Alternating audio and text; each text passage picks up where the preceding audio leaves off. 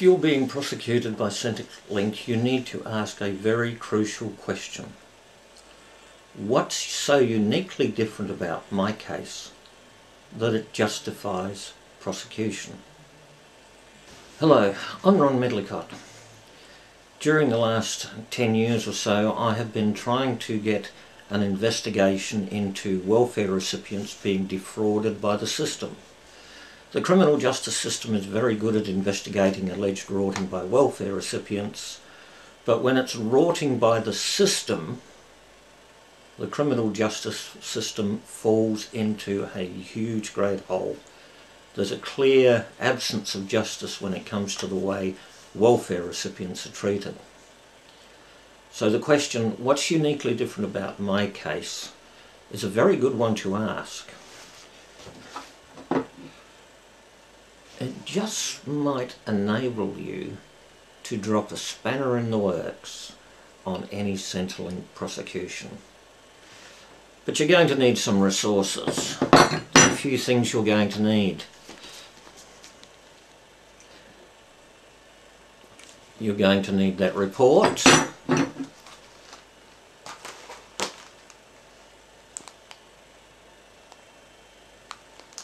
You're going to need every Centrelink report and every Department of Social Security report going back to 1986.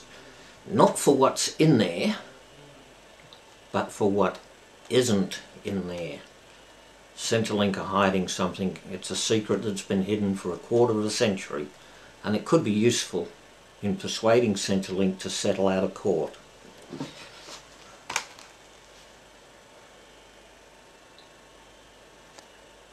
An absence of justice has been written as a discussion paper to look at the way the Howard government machine-gunned the welfare lifeboat with breaching. In the financial year 2000-2001, 346,078 breaches were issued at a rate of 3 per minute. Now I have a letter here from Senator Bob Brown. Let me just read the last line of it. As you've indicated, breaching can lead people to such despair that they take their own lives. Now, if you read the Centrelink reports and the Department of Social Security reports, you'll find no reference to any deaths. In fact, you'll find no reference to the impact of breaching whatsoever. The death toll could be between 2 to 4 times the 9/11 death toll. All unreported. And it's not one of the things that Centrelink would like to have to talk about in court. Why did they conceal these deaths? Why did they pursue the Howard government's policy of breaching quotas? Because this was defrauding welfare recipients of legitimate entitlements, and those that died are the victims of crime, which means in South Australia these crimes could be reclassified as felony murders. Now, I didn't just ask Centrelink about these deaths. I raised the issue of both rorting and the deaths of welfare recipients with the Federal Police in 2004. Travelgate was a rorting incident which involved a member of the federal government, Trish Draper, leaving her children at home with her de facto spouse, taking a young gentleman overseas with her at taxpayers' expense, and claiming on her travel allowance that the young gentleman was her spouse. For nearly 4 years this was kept a secret that John Howard knew about and did nothing about. So I asked the Federal Police, did Trish Draper defraud the Commonwealth by obtaining a benefit by deception? Was John Howard an accessory after the fact? And once the secret was out and blown, was John Howard misusing his position to interfere, to obstruct justice, and was he in fact with other ministers involved in a conspiracy to pervert the course of justice? I also asked the Federal Police to look at the breaching quotas and the deaths resulting from this. Now, keeping in mind we're talking about the deaths of people right across Australia, including the ACT, the Federal Police response is interesting. The Federal Police letter is dated 7th July 2004 and it reads, I refer to your numerous letters regarding Travelgate, Centrelink breaching and the children in the water scam as you've identified them. Skip to the third paragraph. Our Operations Monitoring Centre has assessed this matter, taking into account a number of factors including the gravity, sensitivity of the issue, the current investigational workload, available resources and whether any Commonwealth laws have been breached. Each case is assessed and a decision is made whether or not to allocate the required investigative resources. Well, because of the gravity sensitivity, if they investigated, the Prime Minister could go a row as an accessory after the fact to defrauding the Commonwealth. There was the embarrassing little issue of all the people who died from breaching quotas being enforced. They could be felony murder charges. So there was obviously some gravity and sensitivity involved, so the Federal Police decided not to investigate. The Federal Police were more than able to triple the number of officers involved in investigating anonymous phone tips made on Centrelink's fraud reporting hotline. So at the end of the day, the Federal Police didn't have the resources to investigate whether Trish Draper had defrauded the Commonwealth, but they were able to put 10 police officers on the job of hunting down these naughty, nasty welfare recipients who might be ripping off the system. Double standards, yes or no? I'll leave you to work that one out. We'll move on a little bit. 2007, Perksgate.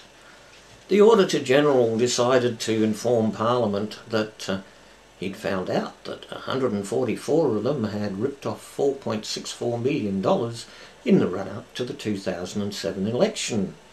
And he was quite blunt in his report to Parliament in 2009, saying, you better act honestly the way the people who employ you expect you to do so.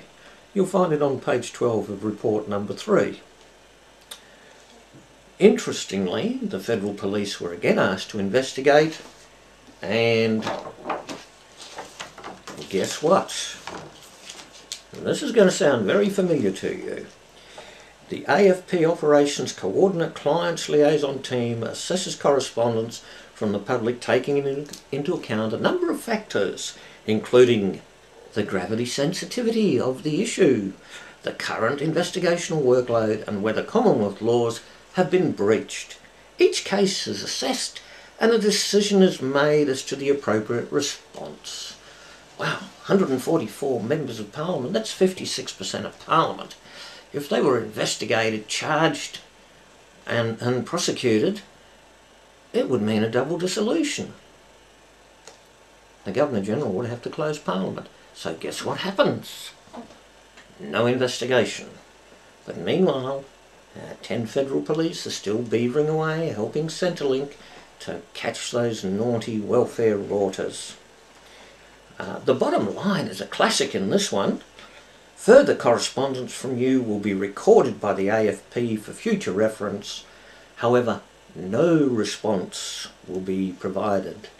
In other words, don't complain to us when welfare recipients rort we're on the job, and don't complain to us when federal politicians rort because we wouldn't touch it with a 10-foot pole. Go away, Ronald. I asked Centrelink about why they didn't report the deaths of welfare recipients. And here's the response. Letter C10/1866 from Neil Skill, a senior ranking member of Centrelink, dated 18th of May 2010. Paragraph 2 is quite revealing. Centrelink collects compliance data on behalf of the Department of Education, Employment and Workplace Relations. Centrelink does not collect post-breaching terminal outcome statistics and is therefore unable to assist you with your request for this information. This is a classic don't ask, don't tell. Employment ministers like Tony Abbott didn't ask, and human services or welfare ministers like Amanda Vanstone didn't tell. The situation is that the Commonwealth Director of Public Prosecutions knew about these things because the Senate has classified them as confidential. I've got 2 suppression orders. Be nice to discuss those in court. Do they represent a conspiracy to pervert the course of justice? The Commonwealth Director of Public Prosecutions knew about it and chose to do nothing about it because they were too busy prosecuting welfare recipients at 10 a day.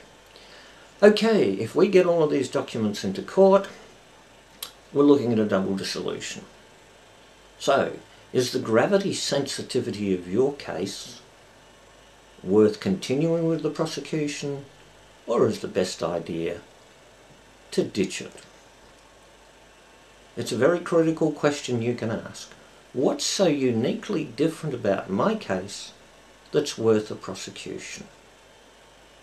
Think very seriously about asking that question, because the system that wants to prosecute you does not want to provide the answers.